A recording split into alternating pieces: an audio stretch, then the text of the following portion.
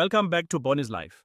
If you are watching this right now, you are witnessing one of the most complex, volatile, and frankly fascinating macroeconomic setups we have seen in modern history. We are standing at the exact intersection of a massive geopolitical anniversary, escalating military conflicts, shifting global trade alliances, and a cryptocurrency market that is flashing signals we haven't seen since the depths of previous bear markets.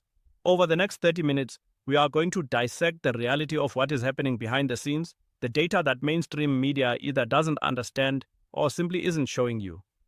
We will look at the historical context of global tariffs, the hidden moves by institutional giants like BlackRock and Goldman Sachs, and most importantly, we are going to map out the exact technical triggers and trading strategies you need to navigate the crypto markets over the next 24 hours. Grab a coffee, or maybe something stronger if you're heavily leveraged, because we have a lot of ground to cover. Let us start with the elephant in the room, the 1-year anniversary of what was dubbed Liberation Day.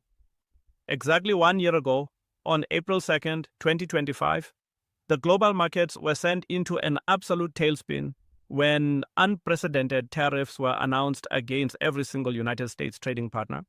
We are talking about an average effective tariff rate that spiked to 22.5%. To put that into perspective, we had not seen tariff levels that high since 1909. The stated goal was simple: force the world to the negotiating table and eliminate the trade deficit. But here we are, 12 months later, and the reality is starkly different from the political rhetoric. Out of the more than 75 countries that scrambled to negotiate, only 17 deals have been finalized. And those deals, experts at the Council on Foreign Relations describe them as rushed, improvisational, and highly asymmetrical. What the mainstream headlines miss is the profound structural damage this has done to global trade alliances. When the United States Supreme Court struck down some of these emergency tariffs in late February of this year, it didn't bring relief. It brought paralysis. Countries like India cancelled planned diplomatic trips, and the European Union's implementation of their 15% tariff agreement has been fraught with delays. But the most significant shift, the one that directly impacts the macro environment, is China's strategic pivot. While the tariffs were designed to bring manufacturing back to America, China simply rerouted its supply chains through Vietnam. This maneuver has blown a massive hole in the intended strategy. In fact, recent estimates from Goldman Sachs suggest that the United States economy is being hit roughly twice as hard by these trade disruptions as China is. We are looking at an estimated 90,000 jobs lost and a $264 billion hit to revenue. This is not just political theater. This is a fundamental rewiring of global capital flows. Now, layer this trade war on top of the current geopolitical powder keg in the Middle East. The escalating conflict involving Iran has sent shockwaves through the energy markets. Oil prices have surged past the break-even point, where higher fuel costs completely neutralize any fiscal stimulus or tax refunds consumers might have received. When energy prices spike like this, it acts as a regressive tax on the global economy. Consumer momentum is flagging. The private sector hiring rate has fallen to its lowest level since early 2020, and net job creation actually turned negative in February.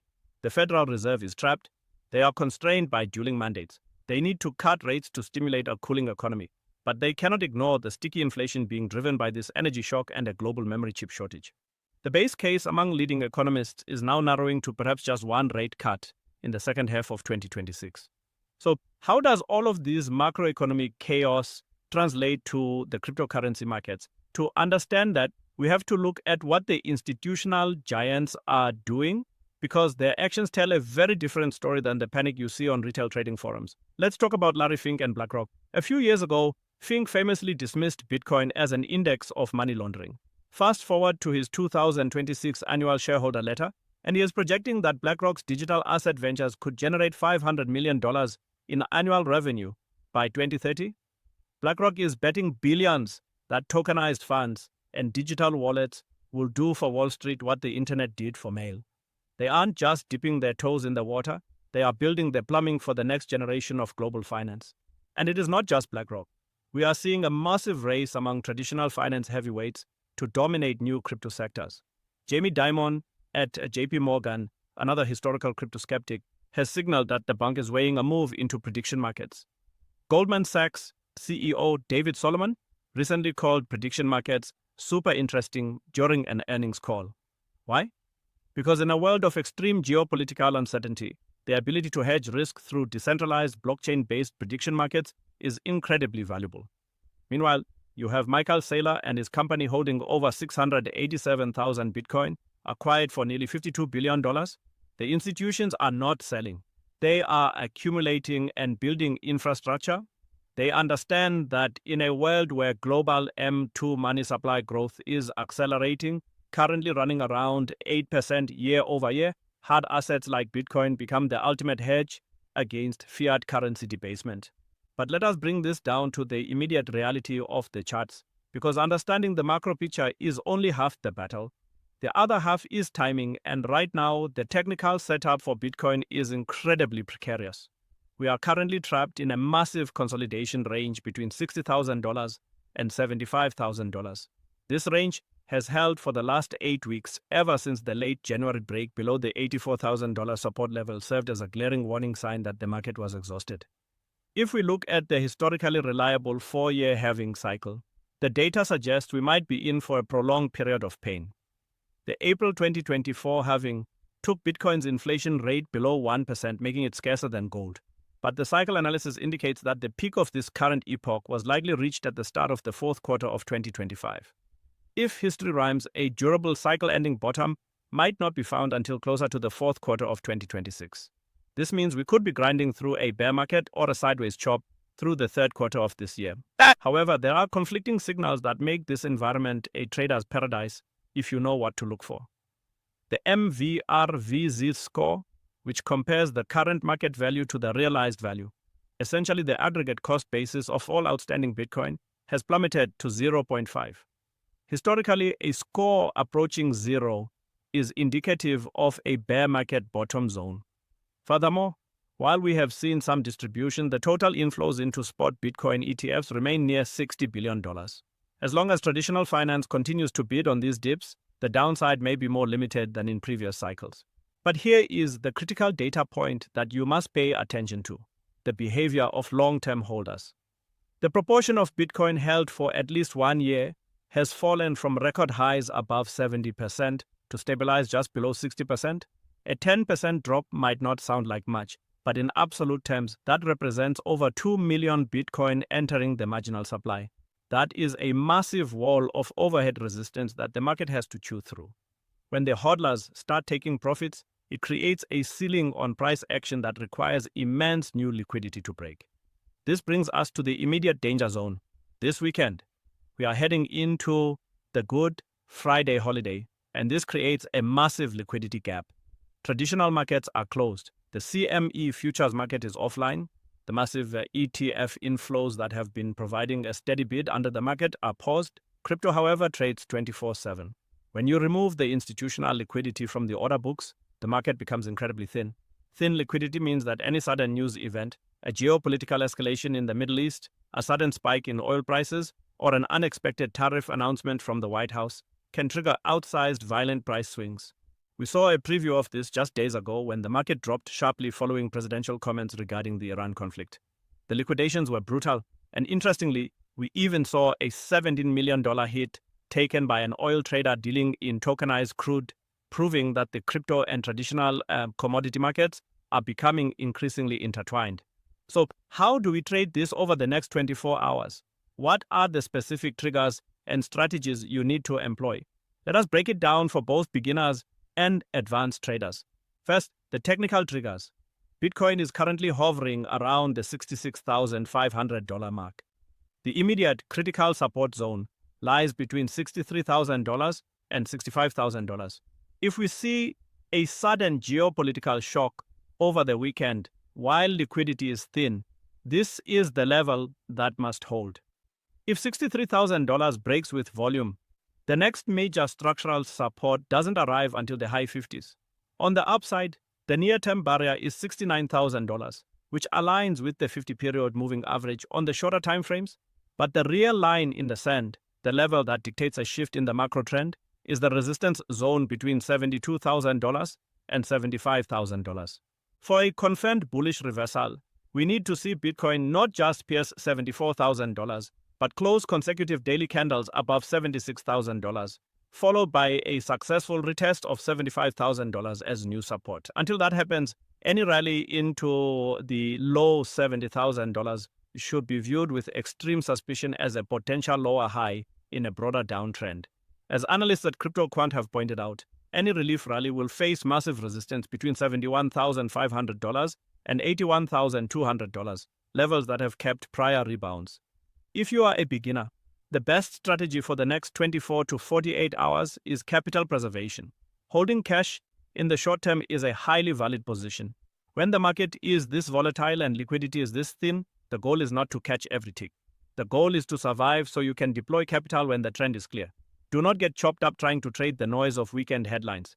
Wait for the traditional markets to reopen, wait for the ETF flows to resume, and let the institutional money show its hand. For the advanced traders, this weekend presents an opportunity for range trading, but it requires strict risk management.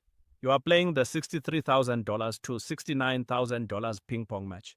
If we see a sharp low volume week down to the $63,000 support level driven by a scary headline, that could present a high probability long setup for a quick scalp back to the mean. Conversely, any low volume pump approaching $69,000 or $70,000 is a prime area to look for short setups, anticipating a rejection at resistance.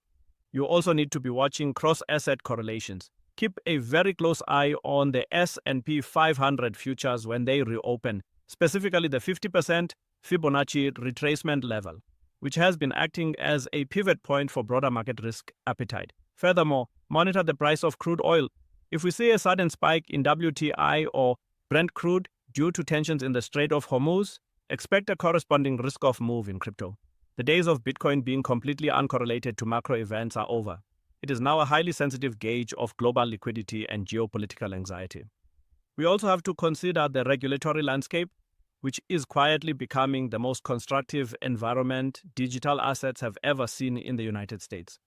While the headlines focus on war and tariffs, the underlying infrastructure is being solidified. The recent Genius Act has established a federal stablecoin framework, and the SEC and CFTC have finally signed a joint jurisdictional memorandum of understanding.